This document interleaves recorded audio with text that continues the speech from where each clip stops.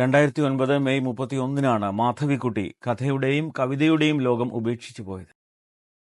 എനിക്ക് ആവശ്യം ഒരു മനസ്സിന് സ്വൈര്യമായിട്ടുള്ളൊരു സ്ഥലം. അപ്പോൾ ഇതൊക്കെ കിടന്നോട്ടെ, നിങ്ങൾക്കൊക്കെ എന്തെങ്കിലും ഒരിക്കൽ വരുമ്പോൾ ഇടയ്ക്ക് തുറന്ന് കാണാം. താമസിച്ച സ്ഥലമാണ് ഞാൻ കരഞ്ഞ മുറിയാണ്. നാട്ടിൽ പോയി താമസിക്കുന്ന സമയം ഇല്ലെങ്കിൽ വെക്കേഷൻ ടൈം അമ്മമ്മ ആയിരുന്നു എൻ്റെ ഏറ്റവും വലിയ സ്നേഹിത. അമ്മമ്മയുടെ കൈ പിടിച്ചിട്ടിങ്ങനെ വളപ്പിലൊക്കെ നടക്കുക, മരത്തിൻ്റെ ചുവട്ടിലെല്ലാം കണ്ടിട്ട് കൊളക്കോഴിയിൽ കാണിച്ചു തരും.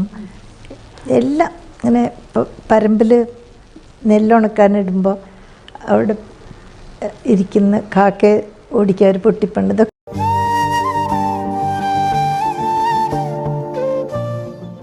കഥകളുടെ പേരുകൾ പോലും നമുക്ക് ഗൃഹാതുരതയുടെ ഓർമ്മപ്പെടുത്തലുകളാണ്.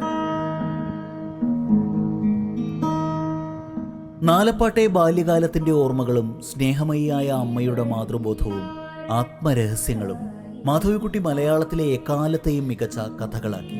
എനിക്ക് ആവശ്യം ഒരു മനസ്സിന് സ്വൈര്യമായിട്ടുള്ളൊരു സ്ഥലം. അപ്പോൾ ഇതൊക്കെ കിടന്നോട്ടെ, നിങ്ങൾക്കൊക്കെ എന്തെങ്കിലും ഒരിക്കൽ വരുമ്പോൾ ഇടയ്ക്ക് തുറന്ന് കാണാം.